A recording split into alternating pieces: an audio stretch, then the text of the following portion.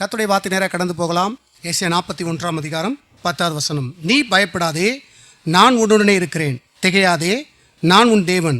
நான் உன்னை பலப்படுத்தி உனக்கு சகாயம் பண்ணுவேன். என் நீதியின் வலது கரத்தினால் உன்னை தாங்குவேன். கடந்த 2 வாரமாக பார்த்து கொண்டு வருகிறோம். பாருங்க, கர்த்தர் முதலே சொல்றாரு, ஒவ்வொரு தனிப்பட்ட மனிதனையும் பார்த்து இந்த நாளிலே கர்த்தர் சொல்றாரு, நீ பயப்படாதே. பாருங்க, தேவனுடைய வார்த்தை வரும்போது நல்லா கவனிக்கணும். நீ பயப்படாதேன்னு சொல்லும் பொழுது அவர் உங்களை குறித்து தான் சொல்றாரு. அவங்கள பார்த்து சொல்றாரு, இவங்கள பார்த்து சொல்றாரு. அப்படி எண்ணக்கூடாது. உங்களை பார்த்து தான் சொல்லுகிறாரு. ஒவ்வொரு தனிப்பட்ட நபரை பார்த்து தான் சொல்லுகிறாரு. நீ பயப்படாதே அப்படின்றார். பாருங்க, அப்போ கர்த்தர் சொல்றாரு, நீ பயப்படாதேன்னு சொல்லிட்டார். அப்படின்னா நாம் நம்முடைய வாழ்க்கையில் எவைகளை குறித்தெல்லாம் பயந்துட்டு இருக்கோமோ இப்போ அவைகளை குறித்து நீ பயப்படக்கூடாது என்று கர்த்தர் சொல்றாரு. அப்போது பயப்படாமல் இருக்க முடியுமா அப்படின்னா பயப்படாமல் இருக்க முடியும் கர்த்தர் சொல்கிறாரு. ஏன்னா நான் உன் கூட இருக்கிறேன்னு சொல்லி உனக்கு வாக்கு கொடுக்குறேன்றார். பாருங்கள், கர்த்தர் என்றைக்குமே ஒன்று வாக்கு கொடுத்துட்டார்னா அதை கண்டிப்பாக என்ன பண்ணுவார்? நிறைவேற்றக்கூடியவராக இருப்பார், அதை செய்யக்கூடியவராக இருப்பார். அவர் ஒன்று சொல்லிட்டு பொய் சொல்லலாம் மாட்டார்.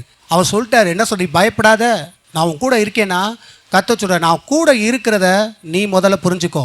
நான் உன் கூட இருப்பதனால யாரும் எவங்களும் உன்னை மேற்கொள்ள முடியாது. எனக்கு வாக்கு கொடுத்துட்டாரு, உன் கூட தான் இருப்பேன்ட்டார். இதுக்கு மேலே என்ன வேணும்? கர்த்தரே கூட இருக்கிறான்னு போகும்போது கவனிக்கணும். அங்கே அதை தான் பார்த்தோம்னா நான் சொன்னேன் பாருங்கள், ஆண்டவர் சில காரியம் பேசிட்டே வர்றாரு. ஒரு மனுஷன் தொடர்ந்து பயப்படும் போது என்ன நடக்குது? அவன் சோர்ந்து போகிறான், வீழ்ந்து போகிறான், வாழ்க்கையில் அடுத்த கட்டத்துக்கு போக முடியாதபடிக்கு இந்த பயம் என்ன பண்ணுது? அவன் வாழ்க்கையில் உட்கார வைக்குதுங்க.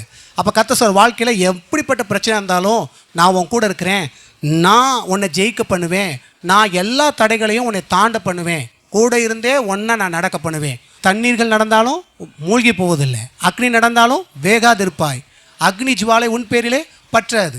அப்போது அக்னியில் நடக்கிற அனுபவமும் உண்டு, தண்ணியில் நடக்கிற அனுபவம் உண்டு. ஆனால் எல்லா அனுபவத்துலேயும் நான் உன் கூட தான் இருப்பேன், எதுவுமே உனக்கு மேற்கொள்ள முடியாது. இந்த அக்னியில் நடக்கிறதுனால ஐயோ நம்மளை அக்னியில் நடக்க விட்டாங்கன்னு சொல்லிக்கிட்டு நீ அழுதுட்டு இருக்க, அதை தான் ஸ்டாப் பண்ணு. அக்னியில் நடக்கும்போது ஐயோ அக்னியில் நடக்கிறோமேன்னு சொல்லி பயந்துக்கிட்டு இருக்க, பயப்படாதன்றாரு. அக்னியில் நடந்தாலும் பயப்படாத, தண்ணியில் நடந்தாலும் பயப்படாத, நான் அவன் கூட இருக்கிறேன். அப்போ அக்னி தண்ணினா எதை குறிக்குது? பிரச்சனையை குறிக்குது. அக்னினா இன்னும் பயங்கரமான பிரச்சனை, தண்ணினா அது ஒரு விதமான பிரச்சனை. எந்த பிரச்சனையாக இருந்தாலும் நடன்றாரு, நட, ஃபேஸ் பண்ணு. சில நேரம் சில பேருக்கு சில பிரச்சனைகளை ஃபேஸ் பண்ணுறதுக்கே பயமாக இருக்கும். வாழ்க்கையின் எதிர்காலத்தில் பார்த்தீங்கன்னா சில நேரம் என்ன ஆகுது? ஐயோ நம்ம இதெல்லாம் ஃபேஸ் பண்ணி போயிடுவோமா, முன்னேறிடுவோமா, ஜெயிச்சிருவோமா, பிள்ளை குட்டியெல்லாம் வளர்த்து உலகில் கொண்டு வந்துடுவோமா, பல விதங்களில் சில பேருக்குலாம் பார்த்தீங்கன்னா ஃப்யூச்சர் நினச்சி இப்போ எழுதிட்டு இருப்பாங்க, இப்போ உட்காந்து கவலைப்பட்டுக்கிட்டு இருப்பாங்க. பாருங்கள், இதெல்லாம் இருக்கும் பாருங்கள். ஒன்றை கவனிங்க, நீங்கள் ஃபேஸ் பண்ண முடியும். ஏன்னா கர்த்தர் சொல்கிறாரு, நான் உனக்கு வாக்கு கொடுத்துட்டேன், வாக்கு கொடுத்தபடியே உன் கூட இருப்பேன். வாக்கு உனக்கு கொடுத்துட்டாருன்னா பிரச்சனை மத்தியில் ஓடி போகிறதில்ல, பிரச்சனை மத்தியில் இருப்பேன்னு சொன்னவர் இருக்க தான் செய்வார். ஏன் இருக்கிறாரு? எந்த பிரச்சனையும் உன்னை மேற்கொள்ள விடாதபடி நான் உனக்கு மதிலாக இருந்து பாதுகாப்பேன்றார். கர்த்தரை கர்த்தரை ஸ்தோத்தரிப்போம். ஹல்லேலூயா. அதை புரிஞ்சுக்கிறணும். பாருங்கள், நான் என் சுவாமி எப்படின்னா, நான் பார்த்தீங்கன்னா ஒரு ஹோம்லி பாயை தான் வீட்டில் இருந்தேன். ரொம்ப வெளியெல்லாம் அவுட்லாம் அப்படி இல்லை பாருங்கள் ஆரம்பத்தில். அப்போது பார்த்தீங்கன்னா வீட்டில் நல்லா வாயடிப்பேன், வீட்டில் பயமாக பேசுவேன். பெரிய பெரிய ஆட்கள்கிட்ட பேசுகிறோம்னா பயப்படுவேன், பேச்செல்லாம் வராது பாருங்கள். எப்போது ரொம்ப போல்டாக பல இடங்களுக்கெல்லாம் பேசுகிற மாதிரி ஒரு லெவலில் வந்தேன்னா காலேஜ் எனக்கு பெரிய ஒரு அனுபவத்தை உண்டாக்குச்சு. அங்கே உண்டான அந்த பிரச்சனைகள் மத்தியில் பார்த்தீங்கன்னா எல்லா இடத்துலையும் நின்று போல்டாக பேசுகிற அளவுக்கு அங்கே ஆண்டவரை உருவாக்கிவிட்டார் பாருங்க.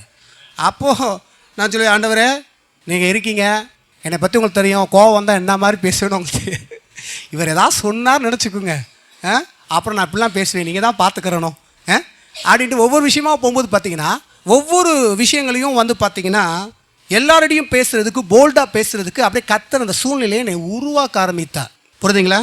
ஃபேஸ் பண்ண இல்லைன்னா நான் பிரச்சனையை இந்த மாதிரி பெரிய பெரிய ஆட்கள்கிட்ட பேசுகிறதோ வைக்கிறதோ பயம் இருக்கும், ஃபேஸ் பண்ண என்னால் முடியாது பாருங்கள். அப்போ கர்த்தர் என்ன பண்ணார்னா அதெல்லாம் ஃபேஸ் பண்ணுறதுக்கு என்னை என்ன பண்ணார். ஏன்னா கூட இருந்து உள்ள நோல யார் உன்னை என்ன செய்ய முடியும்? நான் இருக்கேன், உன்னை கொண்டு வந்தது நான், எவன் உன்னை அசைக்கவே முடியாது அப்படின்னாரு பாருங்க. என் காலேஜில் நிறைய எனக்கு விரோதமாக நடந்துச்சு பாருங்கள். ஆனால் எல்லா மத்தியிலும் எனக்கு எதுவுமே அசைக்க முடியல. கர்த்தர் கூட இருக்கிறார். கர்த்தர் கூட இருக்கிறதுனால தான் எல்லா பிரச்சனையும் ஃபேஸ் பண்ண முடிஞ்சது. இல்லைன்னா எந்த பிரச்சனையும் ஃபேஸ் பண்ணுறதுக்கே என்ன இருக்கும்? ஒரு பயமும் ஒரு திகிலும் இருக்கும். நான் சொல்கிறேன், உங்கள் வாழ்க்கையில் கூட இப்போ நீங்கள் நல்லா ஒரு தைரியமாக இருக்கிற ஒரு ஆளாக இருக்கலாம், ஆனால் சில இடங்களில் போகும்போது சில பேருக்கு எனக்கு தைரியமே இருக்காது. சில பேருக்கு போலீஸை பார்த்தாவே தைரியம் இழந்து போயிடும், போலீஸ் ஸ்டேஷன் போகிறதுக்கு ஒரு தைரியம் இழந்துடும், ஆட்களை பார்த்தா ஒரு பயம் உண்டாதா இல்லையா? சில இடங்கள் பயம் வருதா இல்லையா?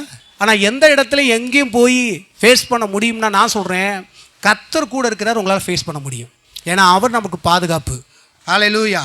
1 ராஜாக்கள் 17ஆம் அதிகாரம் 8வது வசனம். அப்பொழுது கர்த்தருடைய வார்த்தை அவனுக்கு உண்டாயிற்று. அவர், நீ எழுந்து சீதோனுக்கு அடுத்த சாரிபாத் ஊருக்கு போய் அங்கே தங்கியிரு. உன்னை பராமரிக்கும்படி அங்கே இருக்கிற ஒரு விதவைக்கு கட்டளையிட்டேன் என்றார். அப்படியே அவன் எழுந்து சாரிபாத்துக்கு போனான். அந்த பட்டணத்தின் ஒலிமுக வாசலுக்கு அவன் வந்தபோது அங்கே ஒரு விதவை விறகு பொறுக்கிக் கொண்டிருந்தாள். அவன் அவளை பார்த்து கூப்பிட்டு, நான் குடிக்கிறதற்கு கொஞ்சம் தண்ணீர் ஒரு பாத்திரத்திலே எனக்கு கொண்டு வா என்றான். பாருங்க, இதை தான் பார்த்தோம். பல நேரம் நம்ம இந்த பகுதியில் பார்த்தீங்கன்னா ஏழை விதவை ஆக்சுவலாக ஏழை விதவே கிடையாது. ஏழை விதவை நீங்கள் சொல்லவே இல்லை. எந்த இடத்துல ஏழை விதவைன்னு சொல்லப்பட்டிருக்கா? கிடையாது. ஏழைன்னு போடப்பட்டிருக்கா? கிடையாது. அப்போது என்ன சொல்ல வரீங்க அப்படின்னு பார்த்தா, அன்னைக்குள்ள காலத்தில் ஒரு பணக்காரியாக தான் இருந்தால் பணக்காரி ஏழையாக இருக்கிறா. என்ன மாதிரி அப்படின்னா பாருங்கள், ஒரு வசனத்தை உங்களுக்கு சுட்டி காமிக்கிறேன். 18வது வசனம். அடுத்து வாங்க வாசிங்க. இங்கே தான் பார்க்கணும். மேல் வீடு அன்றைக்கே மெச்சுப்படி வீடு கட்டியிருக்கானா அவள் ஏழை விதையாக இருந்திருப்பாளா? அன்னைக்குள்ள காலத்தில் மாடி மேலே மாடி வீடு கட்டியிருக்கிறான். அப்போ அவள் ஏழையாக இருந்திருப்பாளா? கிடையாது. ஆனால் என்ன, நாங்கள் பஞ்சம் ஏற்படும் போது பணம் நிறையா இருந்திருக்கலாம், சோறு இல்லாமல் இருக்கும். இப்போ இங்கே இருக்கோம் அப்படின்னா பணம் இருக்கலாம், சோறு இல்லாட்டினா வேஸ்ட்டு. எங்கே அரிசி பருப்பு எண்ணெய் எதுவுமே இல்லாட்டினா பணத்தை வச்சு தின்ன முடியுமா? நீங்கள் இந்த உனக்கு 1 லட்சம் சொல்லிவிட்டு இந்தா தின்னு 1 லட்சம் இருந்தாலும் ஒன்றும் இல்லை, பணத்தை தின்ன முடியுமா? தின்ன முடியாது. அன்றைக்கி பஞ்சம். ஏன்னா அங்கே அரிசிக்கு எந்த விளைச்சலும் கிடையாது, மழை கிடையாது, தண்ணி கிடையாது, எதுவுமே கிடையாது. அப்போ இப்போ பணக்காரியாக தான் இருக்கா, பணம்லாம் எல்லாம் இருக்குது அவகிட்ட. ஆனால் ஆக்சுவலி என்ன இல்லை, சாப்பாடு இல்லை. அதனால் இவன் ஏழை விதவை கிடையாது. இவன் என்னவா அப்படி தான் சொல்கிறாங்க. நல்லா கவனிங்க, நல்லா ஒரு வசதியானவ. இப்போ என்ன, நாங்கள் பஞ்சம் இருக்கிறதுனால சாப்பாடு எதுவுமே இல்லை. பாருங்கள் இப்படிப்பட்ட அவளுடைய வாழ்வில் என்ன நடந்தது என்பதை போன வாரம் நம்ம பார்த்தோம். இதை இன்னும் கொஞ்சம் லைட்டாக பார்ப்போம். பாருங்கள் இயேசு இந்த பூமியில் இருக்கும்போது நான் சொன்னேன் பிரசங்கத்தில், இந்த விதவை குறித்து இந்த பூமியில் இருக்கும்போதே சொன்னார். என்ன அப்படின்னா, அந்த சாரிபாத் வீட்டு அன்னைக்கு அந்த விதவை இப்படி இருக்கும் பொழுது அதே போல் நிறையா பேர் விதவைகள் இருந்தாங்க. ஆனால் அவங்க வீட்டுக்கு என்ன பண்ணலையா, கர்த்தர் அனுப்பலை.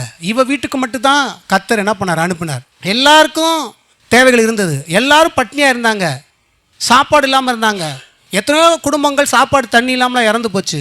எத்தனையோ குடும்பங்கள் இவ்வளோ போலே விதவையாக இருந்து குடும்பத்தில் சோறு தண்ணி இல்லாமலாம் இருக்கிறாங்க. ஆனால் இத்தனை பேர் வீட்டுக்கு என்ன பண்ணலையா, கர்த்தர் அனுப்பலையா, இவ வீட்டுக்கு மட்டும் கர்த்தர் அனுப்புனாராம். இப்போ கவனிங்க, இப்போ வசனத்தை பொருத்தி பார்க்கணும். ஒரு வசனத்தை, என்ன வசனத்தை பொருத்தி பார்க்கணும்?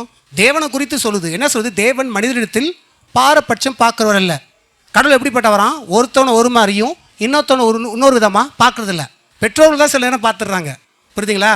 இது இருக்குது, எங்கேயும் சில இடங்கள்லாம் இருக்குது, இல்லைன்னு சொன்னாலும் இருக்கத்தான் செய்யுது. ஆனால் கடவுள் எப்படிப்பட்டவர் அப்படின்னா, கடவுள் அப்படி பார்க்குறது இல்லையா, பாரபட்சம் பார்க்குறது இல்லை அப்படின்னு. ஆனால் இப்போது இயேசு கிறிஸ்து இந்த பூமியில் இருக்கும்போது சொன்ன பிரசங்கத்தின்படி பார்க்கும்பொழுது சாரிபாத் விதவை வீட்டுக்கு தானே கர்த்தர் அனுப்பியிருக்கிறாரு. எத்தனையோ விதவைகள் இருந்தாங்கல்ல, அப்போ எல்லாருக்கும் தானே கர்த்தர் அனுப்பணும். ஏன் சாரிபாத் விதவை வீட்டுக்கு அனுப்புகிறாரு? அப்போ சாரிபாத் விதவை வீட்டுக்கு கர்த்தர் அனுப்புகிறார் அப்படின்னா அப்போ கர்த்தர் ஓர வஞ்சகம் பார்க்குறாருல்ல.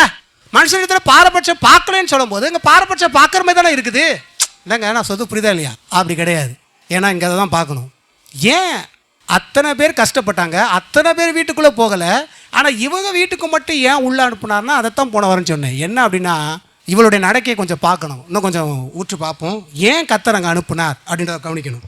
9 வாசிங்க, தொடர்ந்து வாசிங்க. சாரிபாத் ஊருக்கு போய் அங்கே தங்கிரு. பாருங்க, நீ போய் தங்கு, அந்த வீட்டில் போய் தங்கு, அங்கே பராமரிப்பதற்கு என்ன பண்ணியிருக்கிறேன், ஒரு விதவைக்கு கட்டளையிட்டேன். ஊழியக்காரனுக்கு பராமரிக்கிறதுக்கு என்ன பண்ணுறாரு, ஒரு வீடு அரேஞ்ச் பண்ணிட்டார். இந்த வீட்டுக்கு தான் போகணும், நீ இந்த வீட்டுக்கு தான் என்ன பண்ணணும், உனக்கு சாப்பாடு கிடைக்கும்னு சொல்லி என்ன பண்ணுறாரு, அனுப்புகிறார். இங்கே என்ன நடக்குது வாசிங்க. அப்படியே அவன் எழுந்து, யார், தேவனுடைய ஊழியக்காரன் எலியா எழுந்து சாரிபாத்துக்கு போனான், அந்த ஊருக்கு போனான்.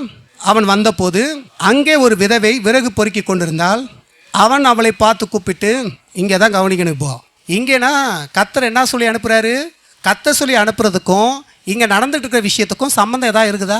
வேறு மாதிரி இருக்குது பாருங்கள். கர்த்தர் இங்கே என்ன சொன்னார், இவ்வளோ பெரிய பஞ்சமாக இருக்கிற இந்த நாட்களில் நான் ஒரு விதவை வீட்டில் உனக்கு கட்டளையிட்டு இருக்கிறேன், சோறு தண்ணிலாம் உனக்கு இருக்குது, தங்குறதுக்கெலாம் இடம் இருக்குது, நீ அங்கே போன்னு பார்த்தா, இங்கே போகும்போது பார்த்தா ஒரு விதவையை பார்க்குறாரு. ஓ, இந்த விதவை வீடு தான் போகலாம் அப்படின்னு. ஆனால் இந்த விதவை என்ன பண்ணிட்டு உட்காந்துருக்கா, அவளே பஞ்சத்தில் அடிபட்டு உட்காந்துருக்கா. புரியுதுங்களா?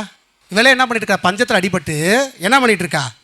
என்ன சொல்கிறா, அங்கே ஒரு விதவை விறகு பொறுக்கி கொண்டிருந்தால் அவன் அவளை பார்த்து கூப்பிட்டு, நான் குடிக்கிறதுக்கு கொஞ்சம் தண்ணீர் ஒரு பாத்திரத்தில் எனக்கு கொண்டு வா என்றான். பாருங்க, கொண்டு வர அவள் போகிறத போது அவன் அவளை நோக்கி கூப்பிட்டு, ஒன்றை கவனிங்க, தண்ணி கேட்டான் பாருங்க. நீங்கள் நல்லா கவனிக்கணும், இந்த சம்பவம்லாம் போய் வீட்டில் படிங்க. ஏற்கனவே எலியா மூலியமாக கர்த்தருடைய வார்த்தை வந்துருச்சு, தேசத்தில் பனியும் மழையும் பெய்யாது இருக்கும் அப்படின்னு. அப்போ தேசத்தில் என்ன பஞ்சம் இருக்குது?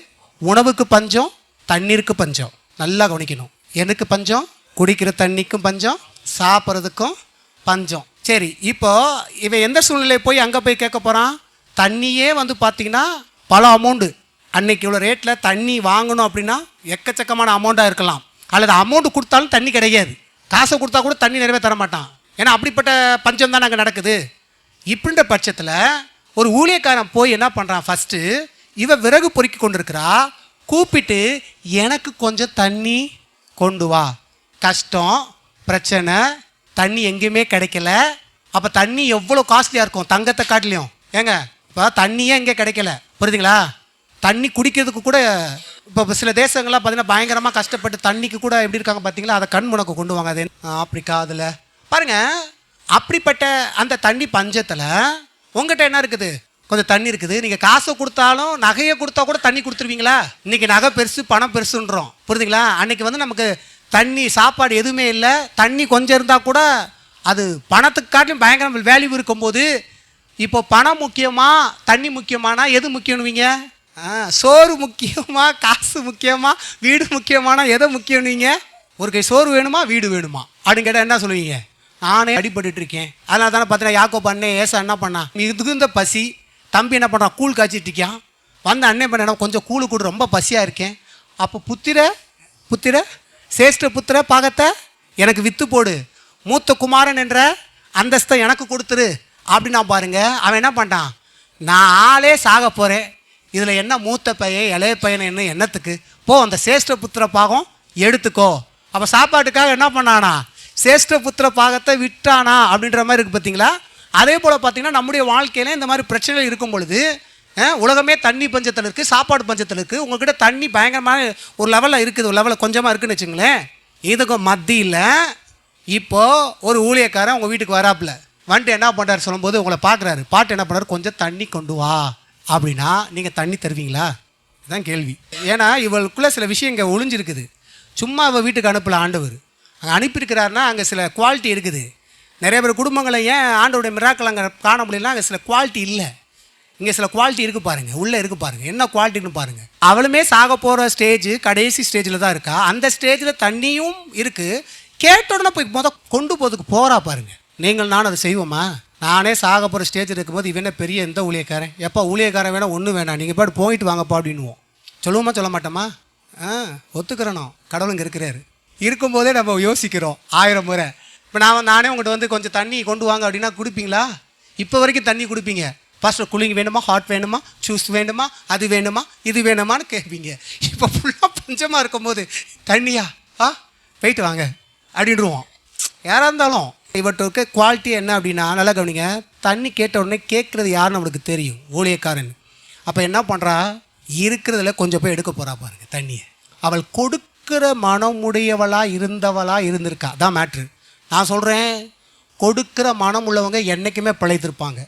எப்போதுமே பிடுங்கிக்கிட்டே இருக்கிறவங்க வாழ்க்கையில் என்றைக்குனாலும் சறுக்கல் உண்டாகும். கொடுக்குறவங்க வாழ்க்கையில் என்றைக்கு சறுக்கல் உண்டாகிற மாதிரி இருந்தாலும் தேவன் தூக்கி போய் நிப்பாட்டுவார். ஏன் தெரியுமா? அவங்க கொடுக்குறவங்க எப்போதும் பிடுங்கி எப்போதும் ஆன்னு தின்ற குணம் வந்து பேய் குணம். கொடுக்குற குணம் வந்து கர்த்தருடைய பிள்ளைகள் குணம். நீங்கள் எந்த குணத்தில் இருக்கீங்கன்னு பார்த்துக்கோங்க. இதில் நீங்கள் வேறு மாதிரி குணமாக இருந்தால் மாறிக்கோங்க. ஏன்னா தேவ குணத்தில் இருக்கிறவங்க அதுதான் தெய்வீக காரியங்களை இழுக்கும். இந்த ஸ்பாவம் தான் தேவனை இழுத்து இங்கே கொண்டு வந்தது. இவகிட்ட இருக்கிற அந்த ஸ்பாவம் தான் தேவனுடைய ஊழியக்காரனை கொண்டு வந்தது. எல்லா விதவைகளும் வீட்டிலையும் தேவ ஊழியக்காரன் அங்கே போகலை. ஏன்னா எல்லா விதவை வீட்லேயும் இப்போ இந்த மாதிரி காரியம் இருக்கும்போது இவனை கர்த்தர் அனுப்பியிருந்தா அங்கே கடவுளை அசிங்கப்படுத்தியிருப்பாங்க. இவன் வந்து தண்ணி கேட்டிருந்தா கொடுத்துருக்க மாட்டாங்க. கொடுக்காத போது யாருக்கு கொடுக்கலன்னு அர்த்தம்? கர்த்தருக்கு கொடுக்கல அர்த்தம். கர்த்தருக்கு கொடுக்காம போது என்ன அர்த்தம்? கர்த்தரை கணீனம் பண்ணுறதா அர்த்தம். புரியுதுங்களா? அப்போ கணீனம் பண்ணுற மாதிரி இடம் யார் இருக்குதோ, கணீனம் பண்ணுற மாதிரி மனநிலை உள்ளவங்க யார் இருக்காங்களோ அவங்கக்கிட்ட கடவுள் கிரியை செய்யவே மாட்டார். நல்லா தெரிஞ்சுக்குங்க.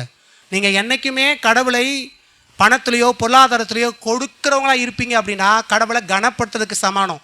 நீங்கள் கணீனம் பண்ணுற மாதிரி செய்களாக இருப்பீங்கன்னா பல நேரங்களில் கடவுள் என்ன பண்ண மாட்டார்னா நம்முடைய வாழ்க்கையில் சில அற்புதங்களை செய்ய மாட்டார். புரியுதுங்களா? நாம் அற்புதத்துக்கு ஏற்ற மனநிலை உள்ளவளாக இருந்தால் தான் தொடர்ந்து நம்முடைய வாழ்க்கையில் அற்புதம் நடக்கும். நம்மளை கைவிடவே மாட்டார். எந்த சூழ்நிலையும் யாரை கொண்டும் கர்த்தர் நம்ம தூக்கி விட்டுருவார். எந்த சூழ்நிலை யாரை கொண்டும் நமக்கு நடக்க வேண்டிய நன்மைகளை நடக்க வைத்துருவார். எந்த சூழ்நிலையும் எந்த காரியத்திலையும் கர்த்தருடைய உதவி உங்களுக்கு எப்படிப்பட்ட சூழ்நிலை நீங்கள் கடந்து போனாலும் எங்கனாலும் தேடி வரும் கர்த்தருடைய உதவி. புரியுதுங்களா? பாருங்கள், இந்த சூழ்நிலை இவளுடைய சூழ்நிலை கடவுளுக்கு தெரியும். ஆனால் இவ கொடுக்குற மனமுடையவளாக இருந்தா, அங்கே ஏகப்பட்ட ஏழை விதவை இருந்தாங்க, எல்லாரும் கொடுக்குறவங்களா கிடையாது. தான் மேட்ரே. ஆனால் தான் கர்த்தர் என்ன பண்ணார் அப்படின்னா இவ வீட்டுக்கு அனுப்புனார். ஒன்றை வேலை இங்கே நீங்களே இருக்கீங்க.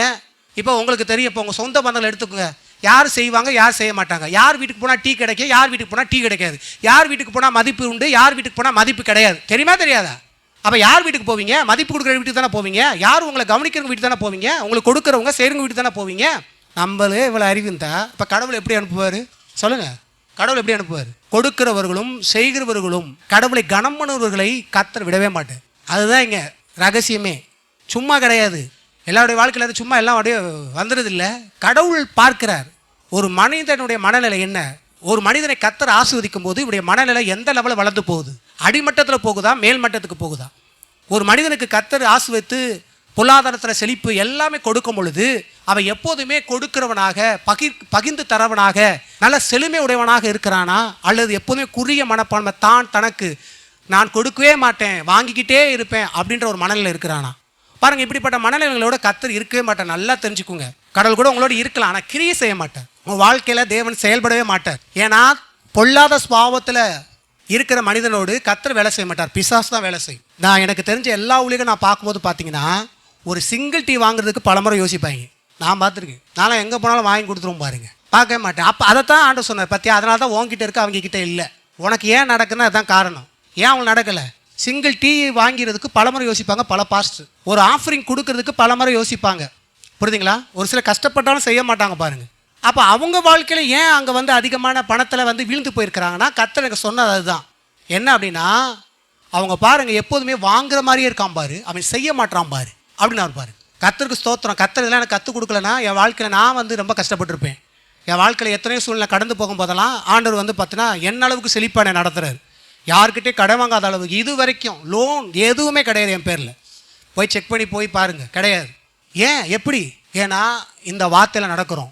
ஆண்டவர் சொல்கிற இடத்துல நம்ம கொடுக்குறோம். புரியுதுங்களா? அதனால்தான் கடவுள் செய்கிறாரு பாருங்க.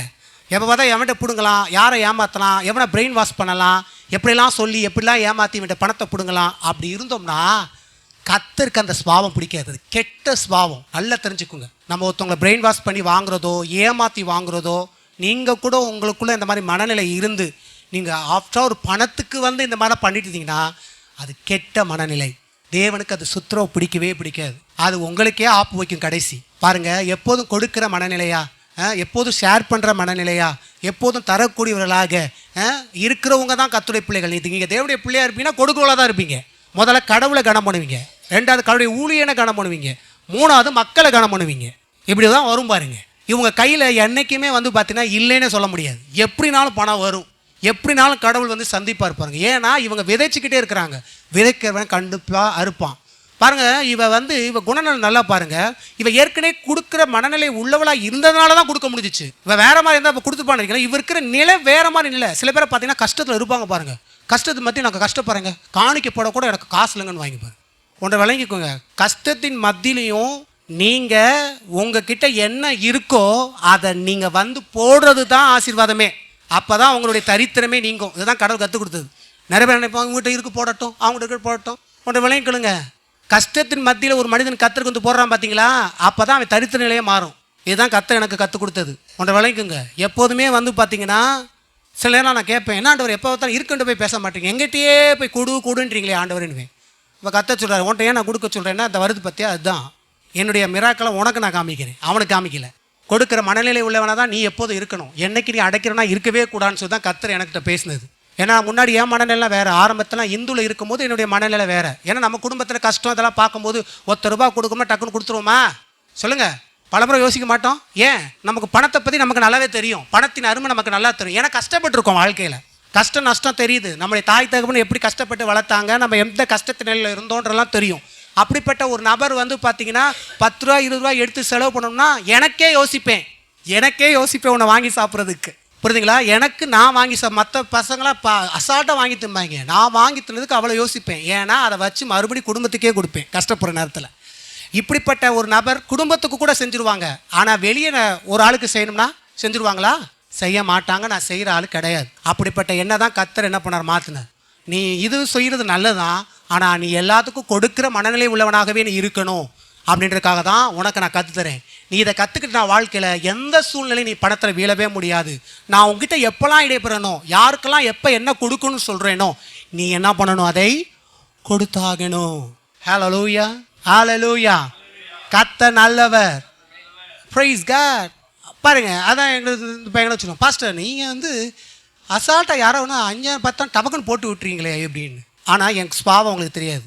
இது ஏன் ஸ்பாவம் கிடையாது, கர்த்தரின் ஸ்பாவம். ஏன்னா ஏன் ஸ்பாவம் கொடுக்கறது கிடையாது. நான் இப்படிலாம் டக்கு டக்குன்னு போட்டுறேன்னா சும்மா கிடையாது. புரியுதுங்களா? ஏன்னா கர்த்தர் நான் இப்படி இருக்கணும் விரும்பினார். அது எனக்குள்ளே அவர் கிரியை செய்கிறார். நான் அதுக்கு அனுமதி கொடுத்தேன். நான் யாருக்கெல்லாம் செய்ய நினைக்கிறீங்களோ, யார் கொடுக்கணும்னு நினைக்கிறீங்களோ, கர்த்தாவே நான் என்னை விட்டு தரேன். நீங்கள் நான் செய்ய வேண்டிய பகுதியெலாம் யாருக்கு என்ன செய்யணும் இந்த பூமியில் நீங்கள் நினைக்கிறீங்களோ அதெல்லாம் என் மூலிமா நீங்கள் செய்யுங்க. அப்படி தான் அர்ப்பணித்து வாழ்கிறோம். அதனால தான் ஆண்டவர் வேலை செய்கிறேன். எத்தனை பேருக்கு புரியுது? ஒன்றை சொல்லுகிறேன், கர்த்தருடைய பிள்ளைகள் எப்போதுமே வந்து பார்த்தீங்கன்னா கொடுக்குறவங்களாக தான் இருப்பாங்க. கர்த்தருக்கு எப்போதுமே முதல் மரியாதை கொடுக்குறவங்க. அசட்டை பண்ண மாட்டாங்க. பாருங்கள், இவன் நினச்சா ஊழியக்காரன் அசட்டை பண்ணலாம்ல. என்ன தண்ணி என்ன கேட்குறீங்க, நாங்களே கஷ்டப்பட்டு இருக்கோம், எனக்கு என் பிள்ளை தான் முக்கியம் சொல்லலாம்ல. இப்போ நீங்கள் சேர்ந்து வாசிங்க திருப்பி இருக்க. அதான் இன்னைக்கு இந்த பகுதி என்ன நிறுத்தி ஆண்டவர் பேச சொன்னார். அப்படியே 10வது வசனம் சேர்ந்து வாசிப்போம். எல்லாம் எடுத்துங்க. அப்படியே அவள் எழுந்து சாரிபாத்துக்கு போனான். அந்த பட்டணத்தில் ஒளிமுக வாசலுக்கு அவன் வந்தபோது அங்கே ஒரு விதவை விறகு பொறுக்கி கொண்டிருந்தாள். அவன் அவளை பார்த்து கூப்பிட்டு, நான் குடிக்கிறதுக்கு கொஞ்சம் தண்ணீர் ஒரு பாத்திரத்தில் எனக்கு கொண்டு வா என்றான். 11 கொண்டு வர அவள் போகிற போது, பாருங்க, கொண்டு வானோட மறு பேச்சு எதாவது பேசினாளா? நம்மளா தான் என்ன பேசியிருப்போம். நாங்கள் எவ்வளோ கஷ்டத்திற்கும் என்னத்திற்கும் நீ தேவடைய ஊழியக்காரன்ற அதுன்ற அப்படின்ற எங்கேயா போய் எதுக்கே என்கிட்ட வந்து உயிரை வாங்குற அப்படின்னு இருப்போம். அப்படி கிடையாது. அவள் என்னன்னா கடவுளுக்கு முதல் மரியாதை, கடவுளுடைய ஊழியனுக்கு முதல் மரியாதை. உங்களுடைய கவனிங்க, உங்கள் வாழ்க்கையில் நீங்கள் அதெல்லாம் நல்லா கற்றுக்கிறணும். உங்களுடைய வாழ்க்கையில் எந்த விஷயம் வந்தாலும் முதலாவது கடவுள், முதலாவது கத்தனா. சில குடும்பங்கள்லாம் பார்த்துருக்கிறேன். சில காரியங்கள் சில பேர் செய்யும் போதெல்லாம் முதலாவது என் அப்பாவுக்குன்னு வாங்க பாருங்க, என் டாடிக்கு, அதுக்கப்புறம் தான் பிள்ளைகளுக்கு அப்படின்னு. சில நேரம் சில குடும்பங்களை பார்க்கும்போது வேற மாதிரி தான் இருக்குது. ஏன்னா அவர்கள் எப்படி கடவுளை வைத்திருக்கிறார்கள் என்பது அவருடைய நடக்கையில் தெரிய ஆரம்பிக்கும். அதான் மேட்ரு. நீங்கள் உங்கள் வாழ்க்கையில் கடவுளுக்கு முதலிடம் கொடுத்துருக்கீங்கன்னா உங்களோட செயல்கள்லாம் முதல்ல கடவுளை தான் பிரியப்படுத்தும். ரெண்டாவது உங்கள் பிள்ளைகளுக்கே வருவீங்க. முதலாவது கடவுளுக்கு நான் செய்ய வேண்டியது என்ன செய்யணும், கடவுளுக்கு நான் என்ன பண்ணணும், முதல்ல அவருக்கு நான் ஒரு பகுதி எடுக்கணும், அவருக்கு நான் முதல் காரியம் செய்யணும், அதுக்கப்புறம் தான் எல்லாம். பாருங்கள், இதெல்லாம் வந்து முதல்ல வந்து தெரிஞ்சுக்கிறணும் முதல்ல. ஏன்னா முன்னாடி நீங்கள் எப்படி இருந்தீங்கன்னு எனக்கு தெரியாது. ஆனால் இதுதான் மாபெரும் சத்தியம். ஏன்னா தேவனை நீங்கள் உங்கள் வாழ்க்கையில் எல்லா பகுதியிலும் மகிமைப்படுத்தியே ஆகணும். புரியுதுங்களா? பிள்ளைகளை தூக்கி முதல் இடத்துல வச்சிடக்கூடாது. பிள்ளைகள் வைக்கக்கூடாது. புரியுதுங்களா? பிள்ளைகளெல்லாம் ரெண்டாவது தான் தூக்கி வைக்கணும். முதலாவது என்னுடைய ஆண்டவரியா, அவர் தான் எனக்கு எல்லாம் கொடுத்தார். சும்மா சொல்லிட்டு இருக்கிறது இல்லை. என் வாழ்க்கையில் அவர் எல்லாம் கொடுத்தார் அப்படின்னா நான் எல்லா விதத்தில் அவர் மகிமைப்படுத்துறதுல முதல்ல அவருக்கு நான் செய்வேன். அப்படி தான் இருக்கணும். பாருங்கள், அதே போல் தான் அதை பிள்ளைங்க ஃபாலோ பண்ணணும். பிள்ளைகளுக்கு அது பெரியவங்க கற்றுக் கொடுக்கணும். அதான் நாங்கள் கற்றுக் கொடுக்குறோம். அதை கூட நான் அவர் காரில் சொல்லிட்டு வந்தேன். ஏன்னா நாங்கள் இதை தான் கற்றுக் கொடுக்குறோம். முதலாவது நீ முதல்ல என்ன பண்ணு, முதலிடம் கொடுக்க பழகு. ரெண்டாவது உன் பிள்ளைகளுக்கு கற்றுக் கொடுது. அது வாழ்க்கையில் அது வந்து என்ன ஆகும், பிரயோஜனப்படும். அவன் வாழ்க்கையில் என்றைக்குமே அவன் வந்து கீழே இறங்கிறதுக்கு வாய்ப்புகளே கிடையாது. நீ அதை கற்றுக் கொடு. அது கடவுளை கனம் பண்ணுறதுக்கான வழி. ஆமென். பாருங்கள், இவளை அனுப்புனதுக்கான அத்தனை பேர்த்துக்கும் இந்த மாதிரி செய்கிற மனப்பக்குவம் இல்லைன்னு தெரியும். அத்தனை பேரும் கடவுளை கனம் பண்ணுற ஆள் இல்லைன்னு தெரியும். அப்போ கடவுளை யார் கனம் பண்ணுறாங்கன்றது கடவுளுக்கு தெரியும். நீங்கள் கிறிஸ்தவர்கள் சொல்லலாம், ஆனால் கிறிஸ்தவர்களில் யார் கனம் பண்ணுற கிறிஸ்தவங்கன்னு இருக்காங்க பாருங்கள். கனம் பண்ணுற கிறிஸ்தவங்களை பார்த்தீங்கன்னா அங்கே தான் ஊழியக்காரன் குமிவாங்க, அங்கே தான் அவங்களுடைய ஆசீர்வாதம் இருக்கும், அங்கே தான் பயங்கரமாக இருக்கும். பார்த்துருக்கீங்களா? இல்லை, ஓடனா உடனே போவாங்க. அந்த சகோதரி பாருங்கள், நேற்று கூட ஒரு பாஸ்டர் சொன்னார், நான் வீட்டுக்கு போவேன், அந்த வீட்டில் அவங்க பயங்கர பணக்காரவங்க, ஆனால் அங்கே போனேன்னா 100 ரூபா தான் கொடுத்தே ஆகும் அப்படின்னு சொல்லி சொன்னான் பாருங்க ஃப்ரெண்டு, அவர் பாஸ்டர். ஆனால் அதே இது இன்னொருலாம் கம்மி தான். ஆனால் அவங்க வீட்டில் போனாவே என்ன பண்ணுவாங்கன்னா அதிகமான அமௌண்ட் தான் கொடுப்பாங்க. 500-1000 சொல்லிட்டு அசால்ட்டாக கொடுப்பாங்க அந்த அமௌண்ட்டு. அப்போ நான் பார்த்தீங்கன்னா அவங்க வீட்டுக்கு தான் அதிகமாக போகிறதுக்கே எனக்கு ஒரு ஏவுதல் இருக்கும். அதுபோல் அங்கே போய் தான் பிளெஸ்ஸிங் இருக்கும். அப்போ நான் அவங்களுக்கு ஷேர் பண்ணும்போது இவங்களுக்கு அவ்வளோ கோவம் வருமா, யார் 100 ரூபா கொடுக்குற ஆளுக்கு, 100 ரூபா கொடுக்குற ஆளுக்கு என்ன இருக்குதா எப்படி பார்த்தீங்களா? ஆனால் பாருங்கள், இந்த அம்மா வாழ்க்கையில் கடவுள் கிரியை செய்து நிறையா இருக்குமா. கார்த்தி, இந்த மாதிரி நான் வந்து பார்த்தேன், இவ்வளோலாம் இருக்குது ஆனால் இந்த பொம்பளைக்கு அவ்வளோ கோவம் வரும். ஆனால் இந்த பொம்பளை அவ்வளோ வச்சிருக்கு ஒன்றுமே செய்யாது, சும்மா 100 ரூபாயும் 50 ரூபாயும் கொடுத்து விடும். ஆனால் பாருங்கள், இவங்க வாழ்க்கையில் கடவுள் வந்து பார்த்தீங்கன்னா செய்யும் போது ஆண்டவர் என்ன பண்ணுறாங்க, கிரியை செய்யும்போது இந்த பொம்பளைக்கு கோபமாக வருமா. எப்படி பார்த்தீங்களா? நம்ம எதாவது செய்ய முடியுமா? கடவுள் தான் கிரியை செய்யணும். கடவுளை எப்படி கனம் பண்ணுறாங்களோ கடவுளும் அவர் கனம் பண்ணுவார். அதான் மேட்ரு. இங்கே பாருங்கள், இவன் வந்து கடவுளை கனம் பண்ணக்கூடியவளாக இருந்தனால தான் கடவுள் வாழ்க்கையில் இவளை கனம் பண்ண வந்தார். பாருங்க, உள்ள ஊழியக்காரனோட வந்தார். ஊழியக்காரனோட வந்தார். இவளை விட்டுறக்கூடாது, ஏன்னா இவ என்ன கனம் பண்ணுறவ அப்படின்ற இவளை நான் விட மாட்டேன், இவன் வாழ்க்கையில் நான் இவளுக்கு உதவி செய்வேன்றார். நீங்கள் கடவுளை எந்த அளவுக்கு கனம் பண்ணுறீங்க? சும்மா அப்படியே சோத்திரம் இல்லை ஏசப்பா நேசிக்கிறேன்னு சொல்லிவிட்டு விட்டுறது போகிறதா? அப்படி இல்லை. பணத்தினாலும் என்ன பண்ணணும், கனம் பண்ண தெரிஞ்சிருக்கணும் எல்லா விதத்துலையும். பாருங்கள், எல்லா காரியத்திலும் அதான் பார்த்தீங்கன்னா அந்த தாவீது எல்லாத்தையும் சவதரிச்சு சொன்னால் பாருங்கள், கடவுளுக்கு இவ்வளோதெல்லாம் வச்சுருக்கேன், இந்தா எடுத்து கட்டுண்டான் பாருங்கள். ஏன்னா எல்லாம் அவர் தான் கொடுத்தாரு. இதெல்லாம் அவருக்கு, இதெல்லாம் உனக்கு, சொத்து பத்துக்கெல்லாம் தேவப்பிள்ளைகளை விளங்கி கொள்ளுங்கள். அவர் தெரிஞ்சுக்கு பாருங்கள், எது கடவுளுக்கு எது உனக்கு. பாருங்கள், நான் சொல்லுகிறேன், வேதத்தில் எல்லா இடங்களும் நீங்கள் போய் படித்து பாருங்கள், காமனாகவே படித்து பாருங்கள், யாரும் எப்படியெல்லாம் கனம் பண்ணாங்க, எப்படி இருந்தாங்க, அவங்க குணநலங்கள் என்ன, இந்த வார்த்தையை வச்சு நீங்கள் போய் பொருத்தி பார்க்கணும். இப்போ நான் பொறுத்தினேன் பார்த்தீங்களா, தேவன் மனுஷத்தில் பாரபட்சம் பார்க்குறவர் அல்ல. அப்படின்ற பட்சத்தில் இந்த வசனத்தின்படி இங்கே பாரபட்சம் பார்த்தாரான்னு சொல்லி கேள்விகளோடு எழுப்பி உங்களுக்கு இந்த சத்தியத்தை நான் என்ன பண்ணேன், உங்களுக்கு சொல்லி கொடுத்தேன். புரியுதுங்களா? அப்போ அவர் பாரபட்சம் பார்க்கல. அப்போ எதில் அடிப்பில் இந்த விதவை வீட்டுக்கு மட்டும் கர்த்தர் அனுப்புனார் அப்படின்னா அதை தான் சொன்னேன். இவ எப்படி நான் கடவுளை கனம் பண்ண தெரிஞ்சவளாக இருந்திருக்கிறா, ஊழியக்காரனை கனம் பண்ண தெரிஞ்சவளாக இருந்தா. அதை தான் பார்த்தீங்கன்னா தண்ணியே வந்து பணம் கொடுத்தா கூட கொடுக்க முடியாத ஒரு சூழ்நிலையில் போய் ஒரு ஊழியக்காரன் தண்ணி தான் சொல்லும் போது அவர் கொடுத்தானா ஆச்சரியம். உங்கள் சொத்தெல்லாம் எனக்கு கொடுங்கன்னு சொன்னால், இல்லை உங்கள் சொத்தில் பாதி கொடு, சரி உங்கள் சொத்தில் காவாசி கொடுங்கன்னா நீங்கள் கொடுப்பீங்களா? முதல்ல அதுக்கு சமானம் தான் இந்த தண்ணி. இப்போது என்னன்னா, அவன் தண்ணி கேட்குறது வந்து அவள் வாழ்க்கை உயிரவே பறிக்கிற மாதிரி அர்த்தம். அந்த சூழ்நிலை பாருங்கள். அப்படின்ற பட்சத்தில் அவள் கொடுத்தானா மறுபேச்சு கூட எதுவும் பேசலை. எதாவது பேசினா சண்டை போட்டா இல்லை வேறு மாதிரி எதாவது பேசினான்னு பார்த்தீங்களா? கிடையாது. கேட்ட உடனே போனா பாருங்கள், போய் என்ன பண்ண தண்ணி கொடுக்க போனா. ரெண்டாவது பாருங்கள், அடுத்த ஸ்டெப்பை பாருங்கள், சேர்ந்தே வாசிப்போம். 11 கொண்டு வர அவள் போகிற போது அவளை நோக்கி கூப்பிட்டு, கொஞ்சம் அப்பமும் உன் கையில் எனக்கு கொண்டு வா என்றான். தண்ணி கொடுக்குறதே பெருசு, இதில் என்ன கேட்குறான், அடுத்து அப்பமும் கொஞ்சம் கொண்டு வா. ஒரு விஷயத்தை கேட்டு ஒரு விஷயத்த இன்னொன்று கேட்கும்போது என்ன ஆகும், சில பேர் கோவம் வரும். இது கொடுக்கறதே அவங்களுக்கு பெருசு, இன்னமும் பாருவே இன்னமும் நம்மக்கிட்ட இதெல்லாம் வேணும்னு கேட்குறாரா அப்படின்னு கோபம் வந்துடுது பாருங்க. இங்கே வந்து அப்படி கிடையாது. எனக்கு உண்மையிலே இது ஆச்சரியம். ஏன்னா சூழ்நிலையை பார்க்கணும். மற்ற நேரம்லாம் கொடுத்துட்றோம், மற்ற நேரம் செஞ்சுருவோம், இருக்கும்போதெல்லாம் செஞ்சுருவோம், இருக்கும்போதெல்லாம் கொடுத்துருவோம். ஓகேங்களா? இது வந்து பார்த்தீங்கன்னா உயிர் போகிற ஸ்டேஜ். அந்த ஸ்டேஜில் நீங்கள் கொடுப்பீங்களா? இதை தான் கவனிக்கணும். ஏன்னா இந்த ஸ்டேஜில் கூட நான் கடவுளை தாண்டா மகிமைப்படுத்துவேன் அப்படின்ற ஆளை தான் கடவுள் உயர்த்துறாரு. புரியுதா?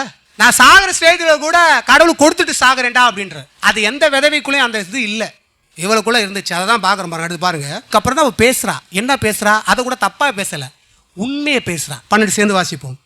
அதற்கு அவள், பானையில் ஒரு பிடி மாவும் களையத்தில் கொஞ்சம் எண்ணெயுமே அல்லாமல் என்னிடத்தில் ஒரு அடையும் இல்லை என்று உம்முடைய தேவனாகிய கர்த்தருடைய ஜீவனை கொண்டு சொல்கிறேன். இதோ நானும் என் குமாரனும் சாப்பிட்டு செத்து போக அதை எனக்கும் அவனுக்கும் ஆயத்தப்படுத்துறதுக்கு 2 விறகுகளை பொறுக்கணும். ஒளிவு மறைவு இல்லாமல் பேசுகிறா பாருங்க.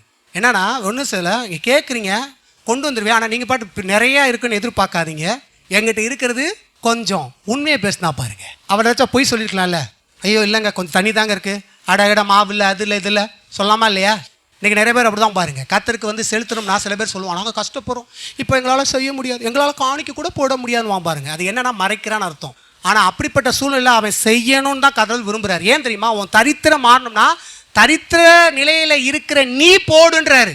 நானும் போலாமா? ஆண்டவர் எதிர்பார்க்க மாட்டேன். யார் சொன்னா? நிறைய பேர் அப்படி தான் நினைக்கிறான். ஆண்டவர் நம்மளாம் எதிர்பார்க்க மாட்டார், அப்படி இறங்கி எல்லாம் செஞ்சிருவார். இறங்குறதுக்கு தான் செய்ய சொல்கிறதே. அதுதான் பாருங்கள், ஒரு சகோதரியா பாருங்கள், அவங்க ஒரு ஊழியக்கார அம்மா, அவங்க சாட்சி சொன்னாங்க. நாங்கள் நிறையா பேர் கேட்போம், ஊழிய அனுபவங்களாக கேட்பேன், எப்படி உங்கள் ஊழியம் போகுது, எப்படி வைக்குது, என்னென்ன மிராக்கள் அப்படின்னு. அப்படி சொல்லும் போது ஒரு விஷயம் சொன்னாங்க. அப்பா ஒரு கிறிஸ்டின்ப்பா, அந்த பொம்பளை மாதமாக வந்து பிள்ளையும் பெற்றெடுத்துச்சு. 14 குடும்பத்தில் பயங்கரமான கஷ்டம், பண கஷ்டம், எவ்வளோ வந்து சம்பாதிச்சாலும் பத்த மாட்டுது, பிள்ளைக்கு பால் கொடுக்கக்கூட இதெல்லாம் ஆகுது, அவங்க சம்பளமும் ரொம்ப பத்த மாட்டேன்றது அப்படின்னு சொல்லி ரொம்ப என்கிட்ட வந்து அந்த பொண்ணு பார்த்தா என்கிட்ட அழுதுச்சுப்பா. அப்போ நான் ஜெபம் பண்ணும்போது கர்த்தர் சொன்னார், அவள் தசமபாவம் வைக்கிறதே இல்லை, தசமபாவம் வைக்க சொல்லு அப்படின்னு ஆண்டவர் வந்து பேசினார். எனக்கு சொல்ல பயமாக இருந்துச்சு, இவங்க எதாவது நினைப்பாங்களோ வைப்பாங்களோன்னு சொல்லி எனக்கு ஒரு மனசு இதாக இருந்துச்சு. ஆனால் நான் வந்து பயப்படலை.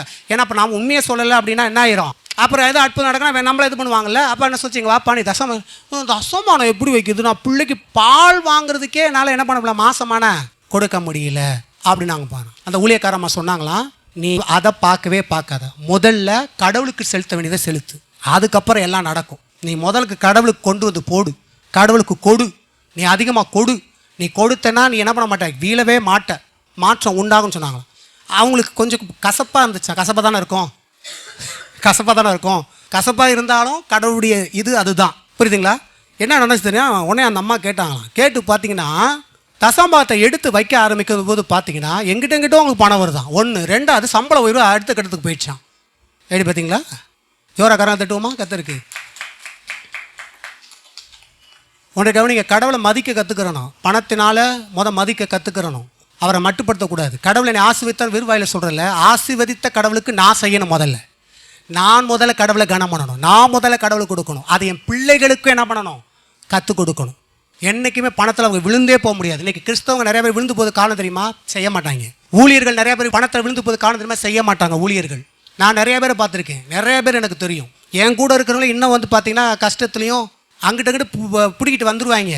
ஆனால் பார்த்தீங்கன்னா பத்தாது, அது பாதாளத்தில் போடுற மாதிரி இருக்கும். ஏன் தெரியுமா, இவங்க எல்லாம் பிடிக்கிட்டு வருவாங்க, இவங்க செய்யவே மாட்டாங்க. என் கூடலாம் வந்தால் தின்னதான் இருந்தா நான் செய்கிறேன், எனக்கு தெரியும் கொடுத்து எப்படி. நான் உனக்கு கொடுக்கல, யார் கொடுக்குறேன், கத்தர் கொடுக்குறேன். எனக்கு அந்த நேக்கு தெரியும், உனக்கு அந்த நேக்கு தெரியாது. சொன்னாலும் அதை ஏற்றுக்கிற மாட்டீங்க. நீங்களாம் பிடுங்குற ஆளுங்க, நாங்கள் கொடுக்குற ஆளு. கொடுத்து நாங்கள் அவட்ட நிறையா பெற்றுக்குருவோம். ஹல்லேலூயா, கரலை ஜோராக தட்டுவோம். இந்த சுவாபம் உண்மையிலே சொல்கிறேன், கத்தரோடு தொடர்ந்து பயணிக்கிறவங்களுக்கு இருக்கும். கொடுக்குற மனம் இல்லாதவங்க நான் சொல்கிறேன், கண்டிப்பாக அவங்க பிசாசில் எதிலோ கட்டப்பட்டிருக்காங்கன்னு அர்த்தம். கடவுளோடு தொடர்ந்து நல்லா பயணிக்கிறவங்க, கடவுளோடு இருக்கிறவங்க நீங்கள் எங்கேயுமே பாருங்களேன், அவங்க கொடுக்கலாம் இருப்பாங்க. பாஸ்டாக இருந்தாலும் பாருங்கள், அவங்க கையை வாரி வழங்கும், புரியுதுங்களா? விசுவாசி எடுத்துக்கோங்க, அவங்க கையை வாரி வழங்கும். அவங்க வீட்டெல்லாம் பாருங்கள், பணத்தில் அவங்க கீழே இறங்கவே மாட்டாங்க. எத்தனை பேருக்கு புரியுது நான் சொல்கிறது? ஹல்லேலூயா. பாருங்கள், இப்போ என்னது அவள் சொல்கிறா, ஒளிவு மறைவு இல்லாமல் சொல்கிறா, கொஞ்சம் தான் என்கிட்ட மாவு இருக்குது அப்படின்றா பாருங்க. அதுக்காக 2 வரவு பொறுக்கிறேன்றாரு. அதுக்கப்புறம் 13 சேர்ந்து வாசிப்போமா? அப்பொழுது எலியா அவளை பார்த்து, பயப்படாதே, நீ போய் உன் வார்த்தையின்படி ஆயத்தப்படுத்து, ஆனாலும் முதல் அதிலே எனக்கு ஒரு சிறிய அடைய பண்ணி என்னிடத்தில் கொண்டு வா, பின்பு உனக்கும் உன் குமாரருக்கும் பண்ணலாம். இதை தான் நீங்கள் கவனிக்கணும். எப்போதும் கர்த்தர் பார்த்தீங்கன்னா எனக்கு மட்டும் செஞ்சுட்டு உன்னையை விட்டுரு அப்படின்னு சொல்ல மாட்டார், மொத்தமாக தூக்கி எனக்கு கொடுத்துருன்னு சொல்ல மாட்டார். முதல்ல எனக்கு கொடு, 2வது உனக்கு செஞ்சுக்கோ. புரியுதா புரியலையா? கடவுள் எப்படி பார்த்தீங்களா? கடவுள் எப்போதுமே எனக்கு மட்டும் பார்த்துக்கிறேன், உனக்கெல்லாம் விட்டுருவேன், நீ பட்னியோடு செத்து போயிரு அப்படின்னு இல்லை. முதல்ல எனக்கு கொண்டு வா, அதுக்கப்புறம் நீ உனக்கு செலவு பண்ணு. முதல்ல எனக்கு செலவு பண்ணு, 2வது உனக்கு பண்ணு. உனக்கு பண்ண வேணான்னாரா? நீ சேர்த்து வச்சுக்கல வேண்டான்னு சொன்னாரா? வச்சுக்கோ, உனக்கு வேணும், முதல்ல எனக்கு வேணும் அன்ற அறிவு வரட்டும்ன்றார். எத்தனை புரியுது? முதல்ல எனக்கு வேணும், 2வது உனக்கு. அவரே சொல்கிறார் உனக்கு வச்சுக்கோன்றார். பார்த்தீங்களா? இதுதான் கடவுள். எந்த கடவுள் இப்படி சொல்லுவார்? ஒன்று மொத்தமாக எனக்கே அள்ளி போடணும். இவர் அப்படி சொல்லலை. என்ன சொல்கிறாரு பாருங்க, முதல்ல எனக்கு கொண்டு வா, 2வது உனக்கும் பிள்ளைக்கும் பண்ணிக்கோ. எப்படி பார்த்தீங்களா? இதுலேயுமே ஒரு மிராக்கள் இருக்குது. ஏன் சொல்கிறாருன்னா சும்மா இல்லாமல் இல்லை, நம்ம குடும்ப நிலைகள், எதிர்கால நிலைகள் எல்லாமே அற்புதமாக இருக்கணும் என்பதுக்காக கத்த சொல்கிறார். இப்போ வரைக்கும் பார்த்தீங்கன்னா அவள் சாப்பிட்றதுக்கு ஏதோ ஓரளவு இருக்குது, அவள் ஏதோ இப்போதைக்கு வாழ்கிறதுக்கு ஜீவனத்துக்கு லெவலில் தான் இருக்குது. ஆனால் ஃப்யூச்சரில் சாவுக்குரிய நிலைமைகள் தான் இருக்குது. புரியுதுங்களா? இந்த சூழ்நிலை முதல்ல எனக்கு கொண்டு வா, 2வது உனக்கும் பிள்ளைகளுக்கு பண்ணலாம்ன்றார். அடுத்து என்னாச்சு? 14 கர்த்தர் தேசத்தின் மேல் மழையை கட்டளையிடும் நாள் மட்டும் பானையில் மா செலவழிந்து போவதும் இல்லை, கலசத்தில் எண்ணெயும் குறைந்து போவதும் இல்லை என்று இஸ்ரவேலின் தேவனாய் கர்த்தர் சொல்லுகிறார் என்றான். அவள் போய் எலியாவின் சொற்படி செய்தால் அவளும் இவனும் அவள் வீட்டாரும் அநேக நாள் சாப்பிட்டார்கள். கவனிங்க, பஞ்சம் கொடிதாக இருக்குது, நிறைய பேர் செத்துட்டு இருக்கான், இவன் நல்லா சாப்பிட்டுட்டு இருக்கான். எப்படி பார்த்தீங்களா? கொரோனா பீரியடில் பார்த்தீங்கன்னா எல்லாமே சாப்பாட்டில் கஷ்டம், அது இது வேலை வெட்டிலன்னு உங்களுக்கு நல்லா தெரியும். எத்தனை வருஷம் கொரோனா போச்சு. அந்த பீரியடில் நம்ம ஆட்கள் இங்கே கர்த்தர் பார்த்தீங்கன்னா ஒரு உபதேசத்தை எடுத்து ஆண்டவர் கொடுக்க சொன்னார். இந்த உபதேசத்தை அவங்ககிட்ட பேசுன்னு வீடியோ கால் மெசேஜில் நான் எல்லோரும் கொடுத்தேன். அப்போ அந்த செய்தி கர்த்தரை எப்படி விசுவாசித்து நீங்கள் பெற்றுக்கிறலாம், ஆண்டவர் எப்படி அற்புதம் செய்வார் என்ற விஷயங்களை கர்த்தர் பேச வைத்தார். அந்த செய்தியை கேட்டு விசுவாசிக்கும் போது பார்த்தீங்கன்னா ஒவ்வொரு சிலருக்கெல்லாமே பார்த்தீங்கன்னா பேங்கில் அக்கௌண்ட்டில் பணம் ஏறிச்சு. யார் போட்டால் எவங்க போட்டான்னு தெரியாது. இருந்தால் இருக்காங்க சாட்சி, அவங்ககிட்ட கேளுங்க. பாருங்கள், அந்த கொரோனா பீரியட் முடிகிற வரைக்கும் நம்ம விசுவாசிகள் விரல் விட்டு எண்ணக்கூடிய விசுவாசிகள் அவள் வாழ்க்கையெல்லாம் கறியும் சோறும் மீனும் தான். எப்படி பார்த்தீங்களா? ஜோரகெல்லாம் தட்டுவோம். வேலை இல்லை, எங்கே இல்லை, வீட்டோட விட்டு தான். ஆனால் தேவன் சந்தித்தார். தேவனால் கூடாத காரியம் ஒன்றும் இல்லை. இதை பற்றி நீங்கள் என்ன நினைக்கிறீங்க? முடியாது நினைக்கிறீங்களா? சத்தியம் வேலை செய்யும். தேவன் ஒரு சத்தியத்தை சொல்லி இதை விசுவாசிங்கன்னு சொல்லும் பொழுது அவங்க அதுக்கு கீழ்ப்படியும் போது நடக்கும். அதுதான் இங்கே பாருங்க, இவன் சொன்னதுக்கெல்லாம் அவள் அப்படியே ஒபே பண்ணான், கொண்டு வந்தான். முதல்ல கடவுளை கனம் பண்ணா, அதுக்கப்புறம் அவளுக்கு செய்ய போனா, அவளுக்கு செய்யும் போதே அவளுக்கு செய்யும் போதே எண்ணெயும் மாவும் பெருகுது. பார்த்தீங்களா? இதை தான் நாங்கள் சொல்லி தருவோம். அநேக இடங்களில் நாங்கள் என்ன பண்ணுறோம்னு சொல்லும் போது பார்த்தீங்கன்னா சொல்லித்தரோம் பாருங்க. நிறைய காரியங்களில் எண்ணெயும் மாவும் பெருகணுமா, எல்லாம் நடக்கணுமா. கடவுளுக்கு கொடுக்காம உங்கள் வாழ்க்கையில் பெருகிறதே கிடையாது. கடவுளுக்கு செய்யாமல் உங்கள் வாழ்க்கையை பெருக்க முடியாது. அப்போ என்னன்னா, கடவுள் ஏன் கொடுக்க சொல்றாருன்னா பெருக்கிறதுக்கு, ஆசீர்வதிக்கிறதுக்கு. நீ கொண்டு வராம அது நடப்பது கிடையாது. நீ ஃபர்ஸ்ட் அதை தருவதே எதற்கு? ஃபர்ஸ்ட் எனக்குன்னு நீ முதல்ல வா. நீ எனக்குன்னு வரும்போது நான் உனக்குன்னு எனக்கு தெரியும். பாருங்க, அதான் மேட்ரு. இங்க பாத்தீங்கன்னா வசனம் சொல்லு பாருங்க, முதல்ல எனக்கு, ரெண்டாவது உனக்கு. அப்போ உன் வாழ்க்கையில அவர் அக்கறையுள்ள தேவனாக இருக்கிறார். உங்கள் வாழ்க்கையில உனக்கு என்ன வேணும்னு அவருக்கு தெரியும்.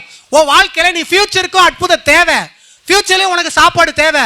அது மட்டும் தேசம் முழுவதும் கர்த்தருடைய வார்த்தையால் என்ன பட்டிருக்குன்னா மழையும் பனியும் பெய்யாதபடி கட்டளையிடப்பட்டிருக்கிறது. கர்த்தராலே அன்றி மழையும் வரப்போறது கிடையாது. அப்ப கர்த்தர் சொன்னாதான் மழையும் பெய்யும், எல்லாமே நடக்கும், தேசத்துல பஞ்சமும் தீரும். ஆனால் தேவன் தேசத்துக்கு இன்னும் என்ன பண்ணல, சேமத்தை கட்டளையிடவே இல்லை. இப்ப கர்த்தர் என்ன பண்றாருன்னா, இந்த தேசத்துல எவ்வளவு பேர் கஷ்டப்படும் போது இந்த கொடுக்கிற மனநிலை உள்ள இவ வீட்டுல ஆளை அனுப்பி என்ன பண்றாரு அப்படின்னா இவள் குடும்பத்துல சேமத்தை கட்டளையிடுறாரு. எவ்வளவு பெரிய அற்புதம் தெரியுமா அது? எவ்வளவு பெரிய ஒரு காரியம் தெரியுமா அது? அப்ப நல்லா கவனிங்க.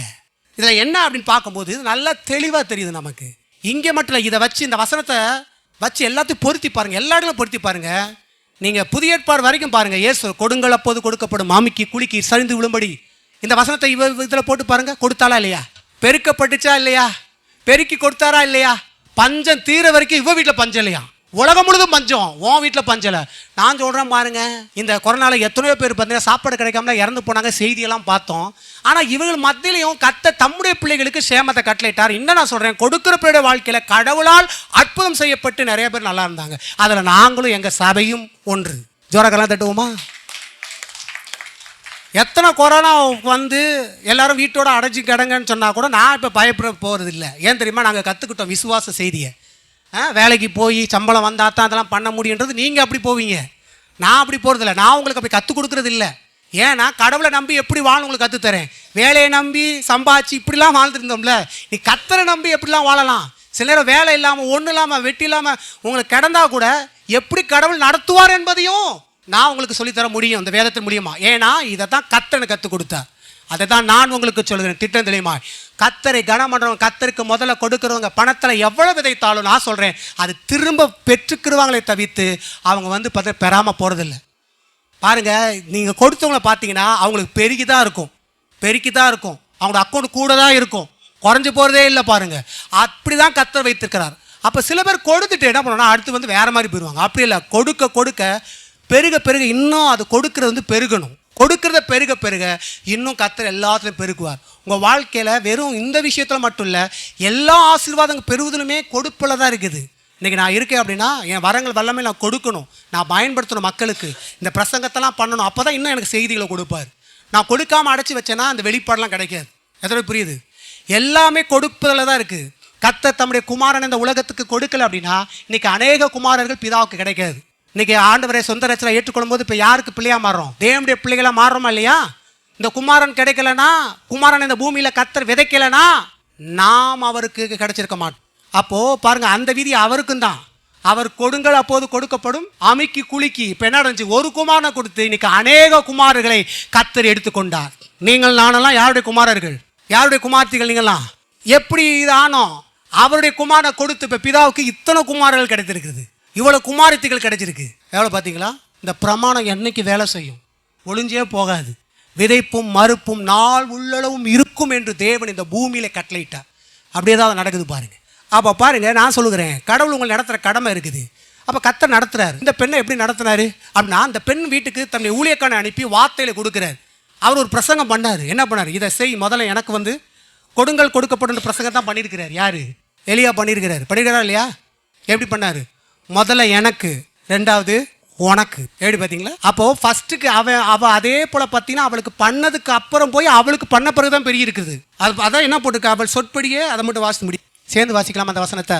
அவள் போய் எலியாவின் சொற்படி செய்தால் அவளும் இவனும் அவள் வீட்டாரும் அநேக நாள் பாருங்க, அதை நிறுத்துங்க. அவள் போய் என்ன பண்ணா, எலியாவின் சொற்படி செய்தா. அப்ப எலியா என்ன சொன்னா, முதல்ல எனக்கு, புரியுதுங்களா? அதை தான் செஞ்சா. அதை செஞ்சதுனால என்னாச்சு, அவளும் இவனும் கேளுங்க, முதல்ல தான் பிள்ளையோட தான் இருந்துச்சு அவங்க வாழ்க்கை. இப்போ அவங்களுக்கு மட்டும் இல்லையா, இவளால யாருக்கு லக்கு, உங்க ஒருத்தர் நீங்க செய்யறது உங்க வீட்டார் அனைவருக்கும் அது என்ன ஆகுது, லாபமாகுது. எதுவே புரியுது? நீங்க கொடுக்கிறது மற்றவங்களுக்கு என்ன ஆகுது, உங்களால நன்மை உண்டாகிற அளவுக்கு உங்க வாழ்க்கையில் அற்புதம் செஞ்சுட்டு வர ஆண்டவர். அப்படிதான் ஆண்டவர் செய்யற மிராக்கள்லாம் மிகப்பெரிய அளவு இருக்கும். ஜோர கரங்களை தட்டுவோமா? நம்முடைய ஆண்டவர் அற்புதத்தின் ஆண்டவர். அவரை யார் இவ்வளவு கனம் பண்ணும்போது அவர் எப்படி கனம் பண்ணுவார்? மனிதனை கனம் பண்ணும்போது, இன்னைக்கு நான் உங்களுக்கு ஒரு டீயை வாங்கி கொடுத்தீங்கன்னா நாளைக்கு நீங்க என்ன பண்றீங்க, ஒரு டீ வாங்கி தரீங்களா இல்லையா? இன்னைக்கு நான் ஒரு பரோட்டா வாங்கி கொடுத்தேன்னா நாளைக்கு நீங்கள் ஒரு பிரியாணி வாங்கி கொடுப்பீங்க. நீங்க பிரியாணி வாங்கி கொடுத்துட்டீங்களா, உனக்கு நான் இதுக்கு மேலே வாங்கி தரேன், அப்படிதானே போவான் மனுஷன். நீங்க எப்படி பண்ணும்போது நான் இன்னும் அதிகமாக பண்ணுவேன்னு சொல்லி தான் ₹1 எக்ஸ்ட்ரா போட்டு செய்வோம்.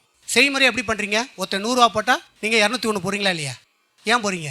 அப்படி தான். அது ரொம்ப டீப்பாக போக வேண்டாம்.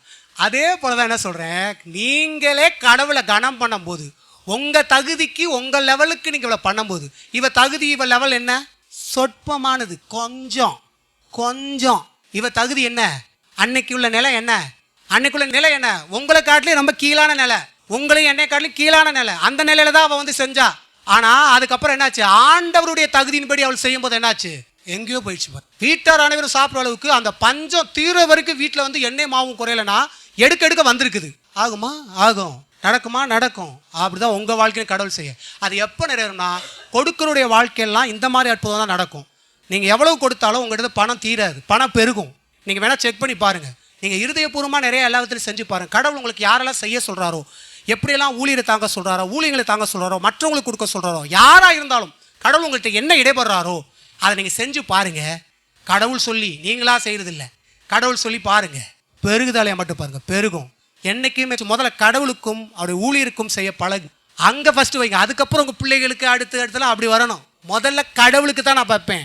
ஏன்னா அவர் தான் எனக்கு முக்கியம், அவர் தான் ஆதாரமே, அவர் தான் எனக்கு எல்லாம் தந்தார், எல்லாம் அவர்கிட்ட இருந்து வந்தது அப்படின்னு ஒரு தலைவர் என்னும் போது தான் பிள்ளைகள் என்ன பண்ணும், பிள்ளைகள் தனக்கு வரும்போது எனக்கு ஆண்டவர் கொடுத்தாரு, அப்போ ஆண்டவருக்கு நான் எடுத்து வைக்கிறேன்னு வரும். இல்லைன்னா எல்லாம் வாயில போட்டுட்டு போக வேண்டியதுதான். புரியுதுங்களா? அது கடவுளுக்கு நாம மகிமைப்படாது. அப்படி வாழ்றது கடவுளுக்கு கொடுத்து வாழும்போது தான் நாம மகிமைப்படும்.